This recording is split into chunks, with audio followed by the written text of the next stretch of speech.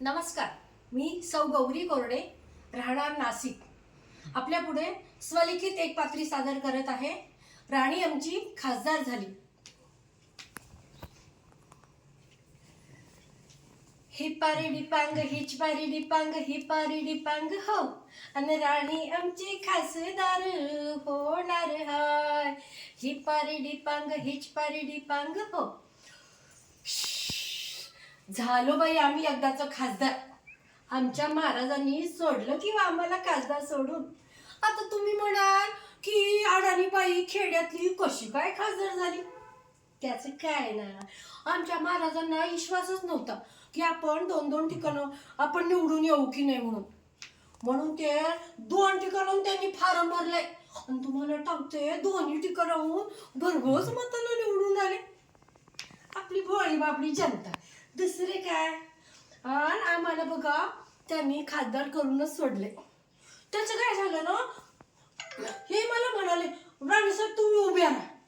म्हटलं या बाय मी तर उभीच आहे. नाही उभ्या राहायचं तुम्हाला आता खासदार व्हायचं.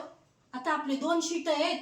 1 शीटावर मला राजीनामा द्यायला पाहिजे, म्हणजे तिथून मला निवडून यायला पाहिजे. त्या काय नाही तुम्ही काहीतरीच काय तुमचं बोलतो. मी नाही बाई व्हायची खासदार आणि बिजदार. मी नाही उभं राहायची.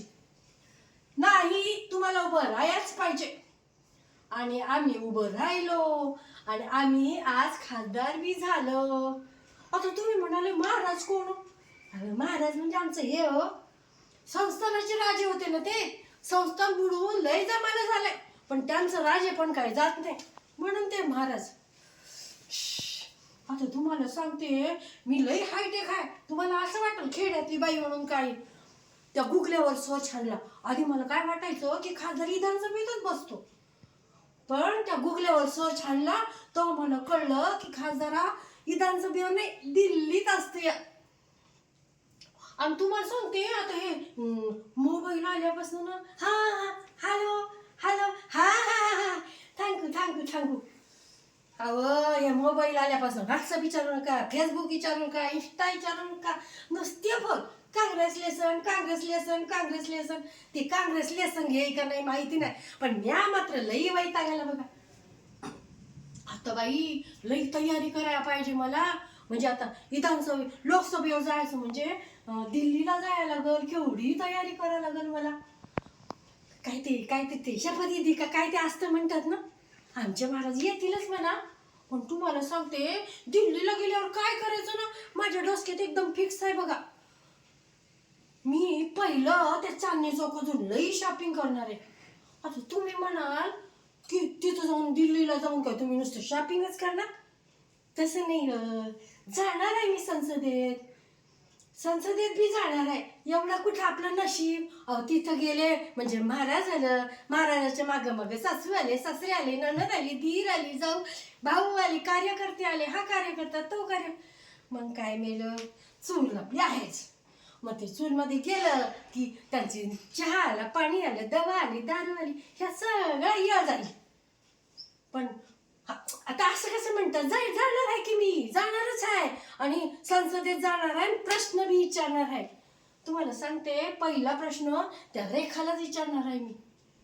मग ती रेखा राज्यसभेवर असती म्हणा ना, आणि कधीच येते. आमच्या महाराज लई फॅन आहे, लई येडे तिच्या पायपा. मी तर पहिला प्रश्न तिलाच विचारणार, बाई ग एवढ्या मोठ्या काठाच्या साड्या आणतीस कुठून ग? अहो त्या राज्यसभेवर लई मजा असते. तुम्हाला सांगते, तुम्हाला खेळाडू विचारू नका, मोठे गायक विचारू नका, कलाकार विचारू नका. अहो सगळ्या कलाकारांची मांदियाळी त्या राज्यसभेत असते. तो सचिन बी येतो म्हणून. त्या सचिनला आता माझ्या आजची पुरणाची पोळी कधी खाऊ घाली असं झालंय बघा मला. काय म्हणाला? खायप्याच्या गोष्टी करायच्या नाही. काऊन म्हणा? आपल्या देशात कुपोषित बालकत म्हणजे ते ढेरी पुढं आलेले ना, हातपाय बारीक असलेले, ते कुपोषित कसले? ते कुपोषित नाहीच ते. अहो आपली पुढारी किती पुढारी असतात, ढेरी पुढं आलेले ना, हातपाय बारीक असलेले. जे ढेरी पुढं आलेले ते पुढारी. ते काही नाही. मी तर त्या कार्यवाही मंत्र्याला रिक्वेस्ट ठरणार आहे की बाबा रे मला असला ढेरपोट्या माणूस माझ्या शेजारी न ग. अहो 5 वर्ष तिथं कामकाज करायचं म्हणजे, आणि चांगली कंपनी न ग काय, ते काही नाही. मी तर सांगणार आहे की मला ढेरपोट्या माझ्या शेजारी न ग. आता तुम्हाला सांगते, आता दिल्लीत जावं लागणार, दिल्लीचे सगळी भेटणार, म्हणजे मला जरा फॅशन विशन करा पाहिजे का नाही.